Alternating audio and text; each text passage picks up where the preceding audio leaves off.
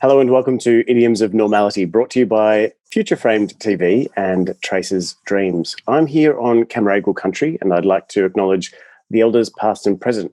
I can't claim to speak for or from Indigenous knowledges, but I do hope that to encourage a little more humility about beginner perspectives and non-Indigenous perspectives. And I'm joined today with Kate and Jo Winchester.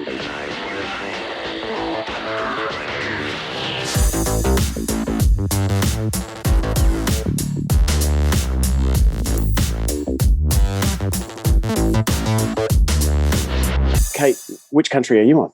I'm on Dharawal country. I'm on the banks of the Georges River. So the Georges River forms a large part of my connection to country in this area. Often down there swimming with my kids, paddling in the water.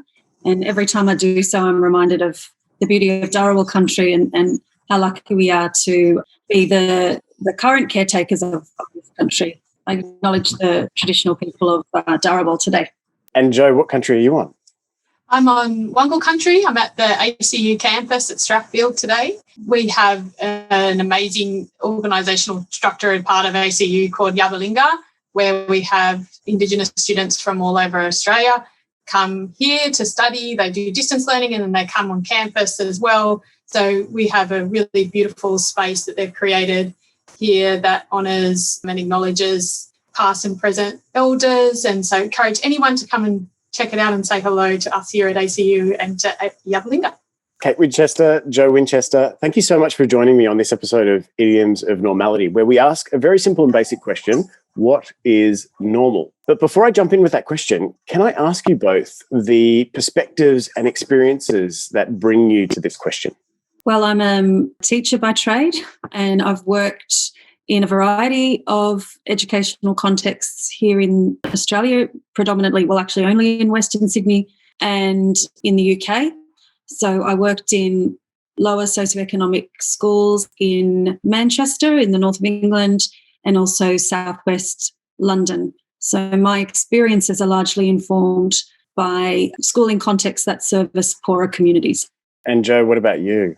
Growing up in Campbelltown in Western Sydney, so I've always been really passionate about drama and so have had various kind of roles in community arts and in television for a little bit, and then became a teacher and taught in YAS in Canberra. Then I came to Western Sydney and did my PhD in Western Sydney, and so since then a lot of my community work and also my teaching work has been in Western Sydney. Okay, so both educational backgrounds and currently doing research in this space as well. So let me just jump in. What is normal? I find that question so very hard. And I really am going to stuff up my answer because I find it very hard to clarify that. And I think that comes down to my background as an anthropologist. And I've always had a yearning within me with my anthropological background, is to question that. What is normal? Trying not to be ethnocentric or taking anything for granted, questioning stereotypes, questioning different perspectives of something. So that's a natural tendency I have that I guess I developed with my anthropological studies as well.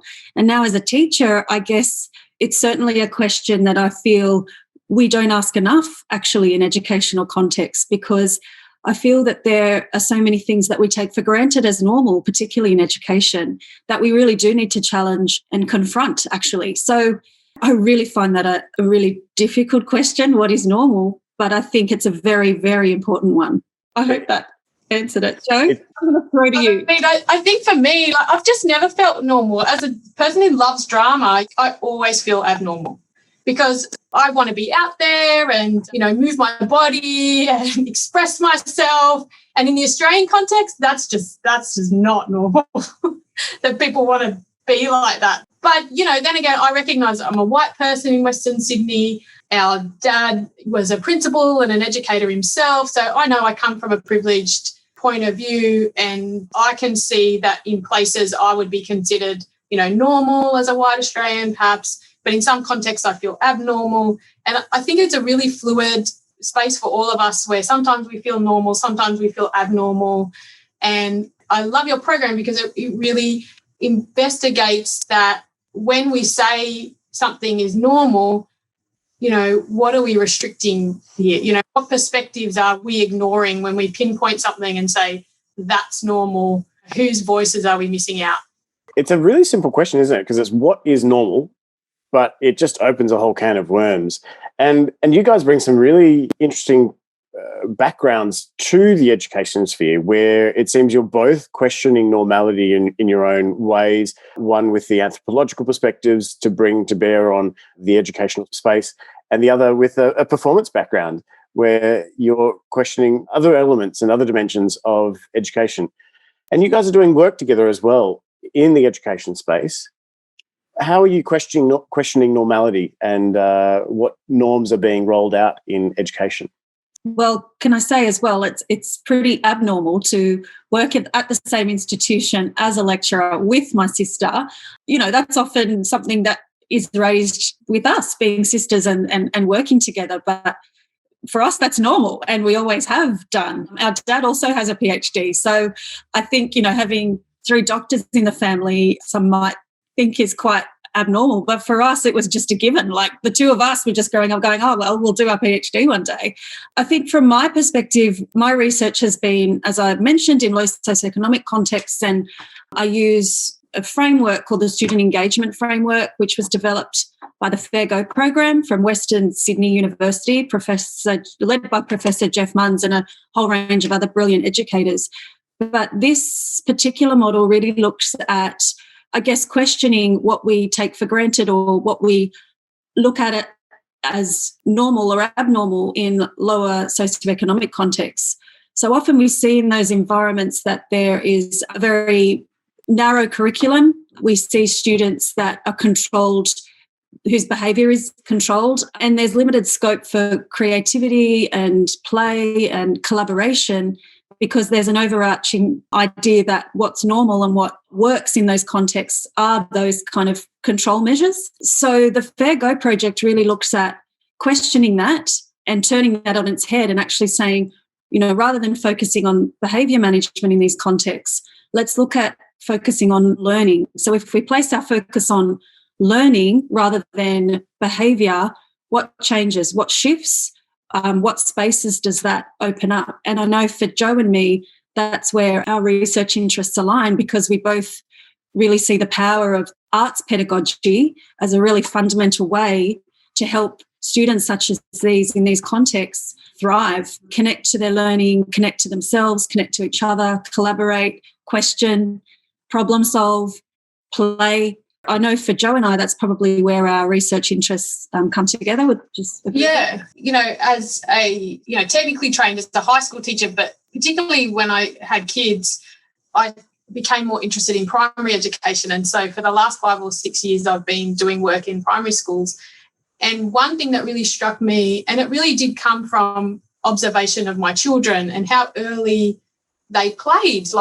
And I think my son was 8 months old. We picked up a toothpaste box and went like that, or maybe 1, 8 months is a bit young, but 1. And I went, oh my gosh, he's playing already. And as a drama teacher, I was just, so excited by, that, right? You read that in the literature, but, to see it in your own children, how much in the preschool years we encourage dramatic play and interaction and normal in early childhood. And the curiosity, that's seen as normal. And this is changing too. And so, I'm going to talk about norms, but I want to acknowledge that teachers know all this too, and they're constrained by curriculums and things. So I just want to make that clear. I don't want to teacher bash, or they're amazing. Teachers are amazing.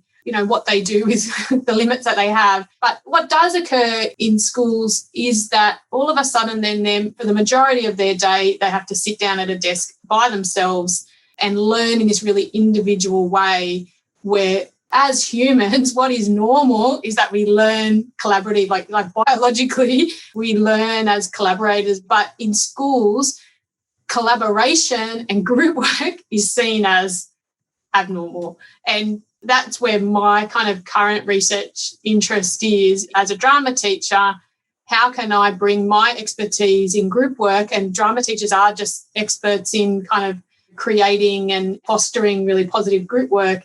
How can we kind of bring some of the skills that we have into the classroom to disrupt that viewpoint that a student sitting at a desk quiet is normal.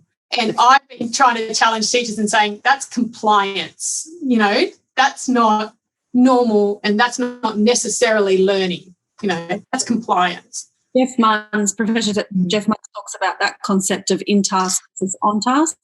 And so often in schools, what we aim for, or what teachers, the mantra might be, oh, it's great, all my kids are on task. They're doing what they're told, they're sitting quiet, they're doing their work. Or it might not even be that they're being quiet, but they're on task, they're doing their job. Whereas I think what we can see sometimes with arts-based pedagogy or more creative pedagogy is that students are not just on task, but they're in task.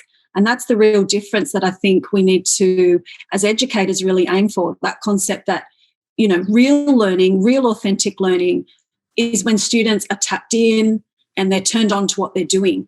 And that is real in task. That's where we're really learning.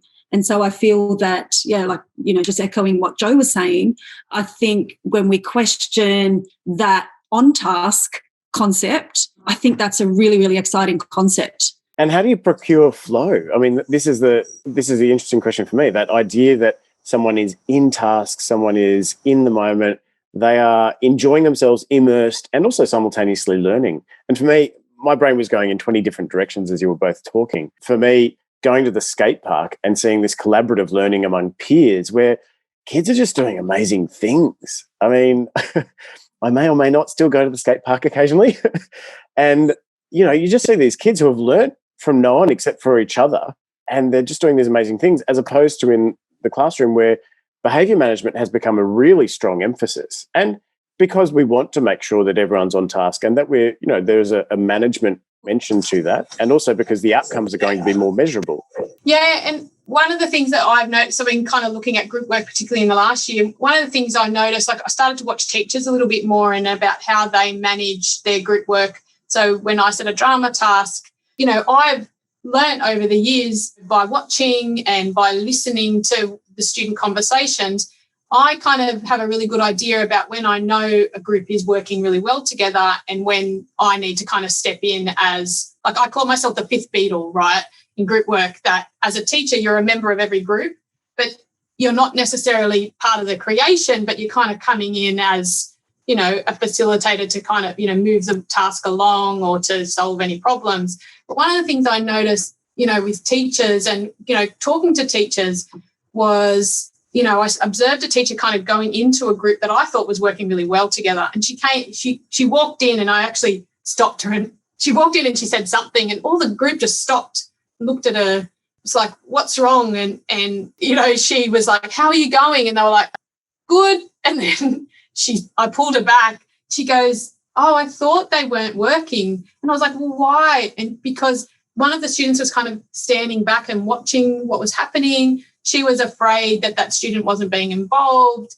And I was like, no, she was just observing, she's waiting for her moment. And I think sometimes we think normal is also gregarious and, passionate and talking like this. Like sometimes good group work is just sitting back, waiting for your moment to come in and observe. And, those intricacies of group work and how we collaborate, I think really need a huge disruption in the education system because, one of my pet hates is people getting roles. You're the note taker. You're the one to make sure we're on task. You're that role, because I understand the reason why, but this is the other thing about education is that people want them to be happy all the time. Like we think happiness is normal in the classroom as well, and that like a good group is a happy group.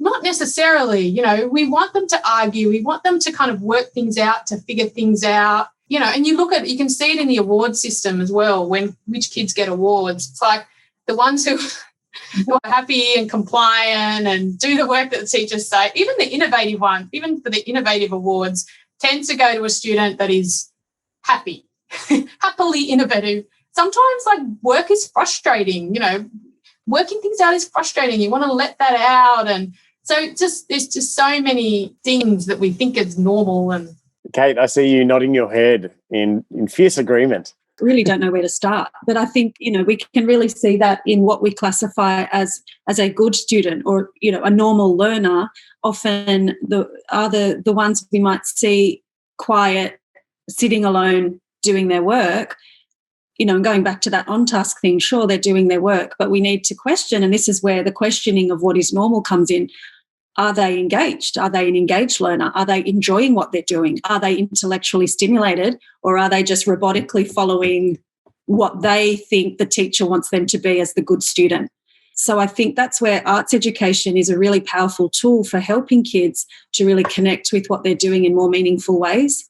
And I think, picking up on what Jo was saying in terms of collaboration, we need to allow space and time, and those things are really challenging in schools. Their timing and space are two things that are challenging for teachers to get with their classes.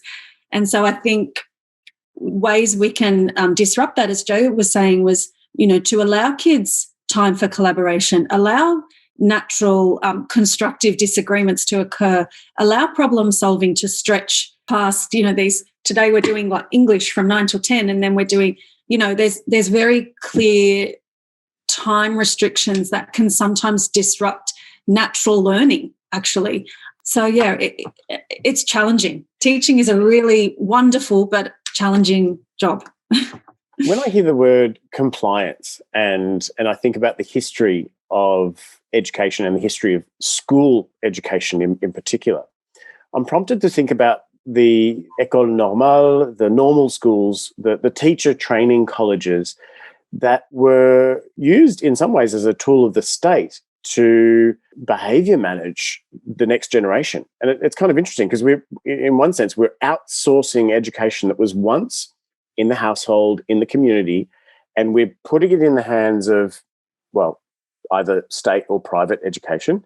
And then we're enforcing a certain form of compliance to a set of standards that have been dictated by ministries, that have been dictated by boards, by principals, and not just principals but on their own, but entire institutions, I should say.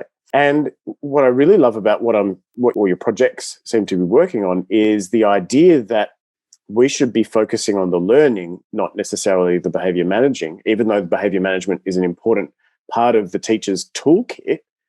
We also want to understand how to procure this collaborative learning and really, in some ways, I guess, codify it. A large part of the curriculum, and certainly one of my pedagogical interests, is history and geography in primary schools. And a large part of that curriculum is about citizenship and active citizenship and helping kids to be active citizens. But picking up on what you're saying, Paul, that idea of, school is really about social conditioning. Yeah, absolutely, in some ways. But I think what's really, really interesting and perhaps what we don't see enough of in schools, but this is just my passion and my ideas, is that children really need to have more exposure to the world around them. So that's where this real world learning takes place. So that's the place-based learning. So getting kids out, actually exploring their communities. We all just did an acknowledgement of country to start. Real acknowledgement of country is getting children connected to where we're at. I strongly believe in 50 years' time, we're going to have a different education system where kids really do connect to country, and Indigenous perspectives are a much stronger part of what we do in education. Well, at least I hope so. But I feel that this idea of active citizenship, where kids can really connect to big ideas, kids can really understand what's happening in the world around them, that is so important. And we need to allow that to be a more organic part of our schooling, where kids are really understanding what's happening in the world around them, where kids feel that they can have a voice, where kids feel that they do contribute as an active citizen in society.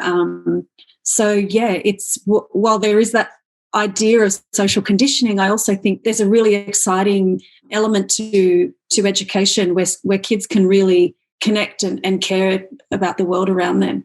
And I just want to acknowledge that there are teachers that are, like a lot of teachers, are doing that work too, and are doing these incredible projects. And I have a lot of friends who are teachers, and I had these great project-based learning things that they're doing, incredible work, and they are. And I think, I'll just encourage a lot of them are doing this already, but encourage all teachers to dance within the constrictions that we have. I mean, I certainly do. And I think I've come to terms with the fact that not everyone appreciates, drama and the creative arts in the way that I want them to, but a lot of schools do.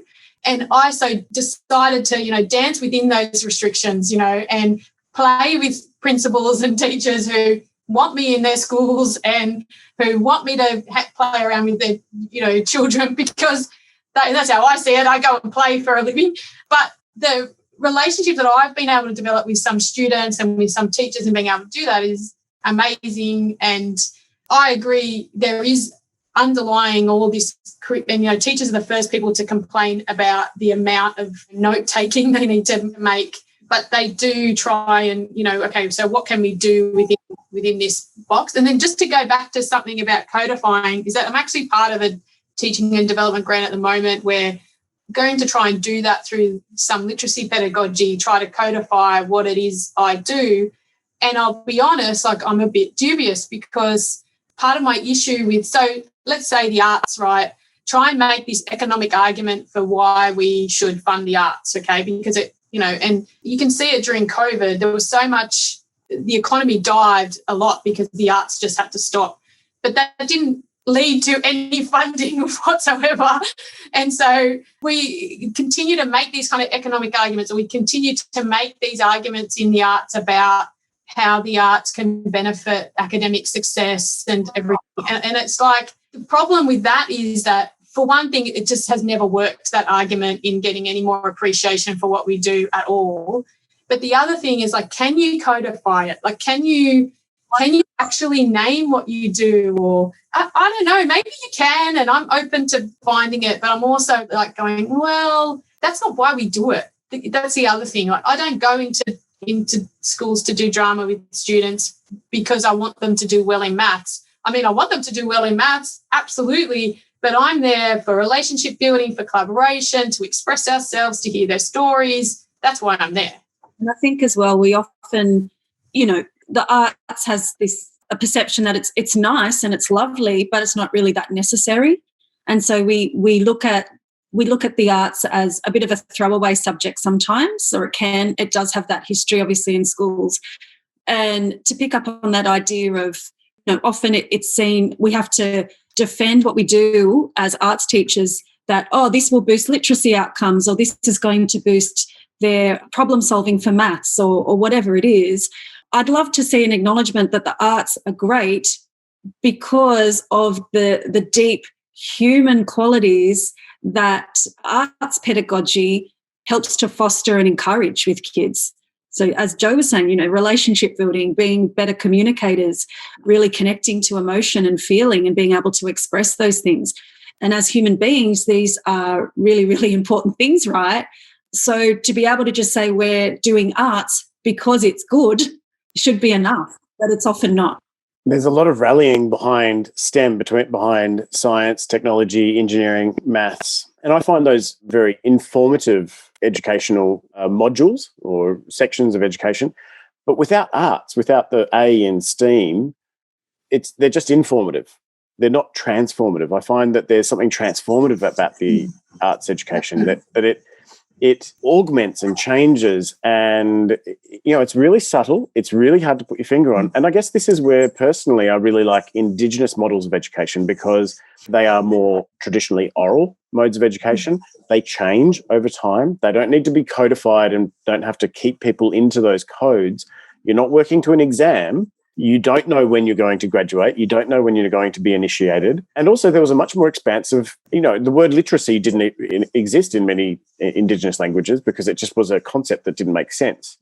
But if we were to implant that word literacy into Indigenous models of education, it's not just being able to read and write and do numbers. It was environmental literacy. It was relational literacy. It was such a more expansive model of literacy. And when the notion of individualizing education came up in our discussion, it made me really think, it's interesting how schools have really worked towards the notion of individualizing assessments, individualizing, it's one of my pet hates. And also my students, and I know students often really hate those group assessments because they're so much harder to assess. There's someone who's dragging their feet, or there's someone who, they're just not going to, someone's going to pull down their grade, or someone has to really step up and pull everyone else's socks up. And yeah, some of my students at university don't like me very much because when they come and say, we're working in groups and I'm doing all the work, leadership in groups, I find that, we need to kind of disrupt that. Like, how do you, if you want to be a leader in the group, how do you bring them with you, and stop pointing your fingers about who's not doing, like, what are you doing to kind of bring them, forward? The concept of Indigenous, where there's less silos around the subjects, and that's, I'm not necessarily a big fan of STEAM, but what I like is kind of this concept that why do we put ourselves in these silos? And for me, like 2020, I became a scientist. Like, really, I think we do need to move more into education where we're all everything, and stop siloing ourselves so early. Kate, I metaphorically see your hand up and you've been patiently waiting your turn. I think, we're all talking about here, education at its heart and what it is, and true learning is a shared social practice, right? So we unfortunately have to move away from that in schools, in universities. Sometimes it can't be a shared social practice because we have these performative measures that we're bound to as educators, right?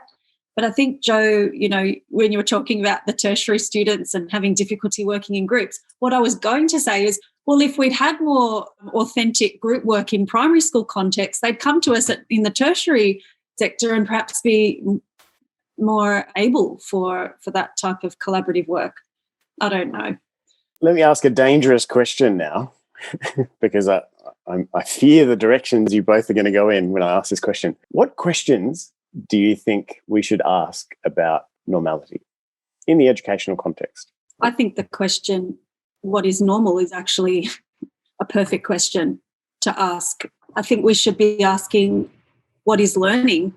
We should be asking, what is authentic learning? We should be asking, where is creativity in my classroom?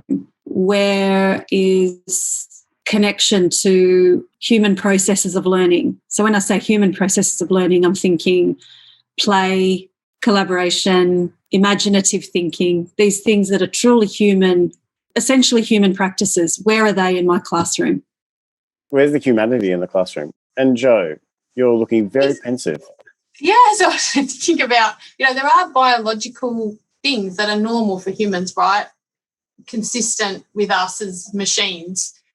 However, that's changing as well. The more and more we learn about the brain and how it works, it's just constantly changing, and we need an education to keep up with that too. So what we might have thought as normal 50 years ago, we don't even think that now, even if we just look at normal as a perfect concept. That's changed. And so I think we also have to be mindful that we do in times have to intervene with the student. So say, there are kind of progressions we assume, most students will go on in terms of, say, learning to read. And so we need to have kind of some benchmark perhaps that we go, okay, this student perhaps needs more intervention. So I think we need to understand that the strategies we might use to assess that change, we need to allow for that. And we need to also allow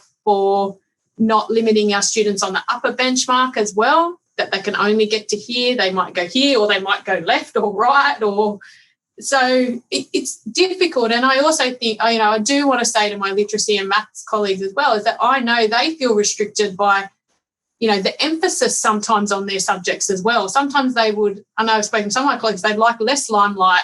We do have a benefit in the arts, I think, by being a bit fringe, in that we can kind of do what we like. Like, the curriculum in arts hasn't changed for 20 years. Like, it literally it's the same. It's written in 2000 and it hasn't changed, which is terrible, but also means that there's a lot of flexibility in the arts that isn't necessarily there for other subjects. So I think every day a teacher needs to ask, what have I assumed is normal today, and how can I, shift that? And one of the things I always say to my pre-service teachers here at uni is to ask themselves, whose story didn't you hear today? As a way to kind of get them to think about, who might I have missed And I think that's a good question to consider when you think about, well, yeah, who have I brushed over or who have I not taken notice of because I was kind of teaching to a norm, in fact, was teaching to the middle and I might have missed someone's story today. What I'm hearing here is the question, what are the boundaries and how can we question them? Am I poorly paraphrasing or is that? That's a lovely way of describing it. And I think it's particularly relevant when we look at the lack of Indigenous perspectives that are in our curriculum.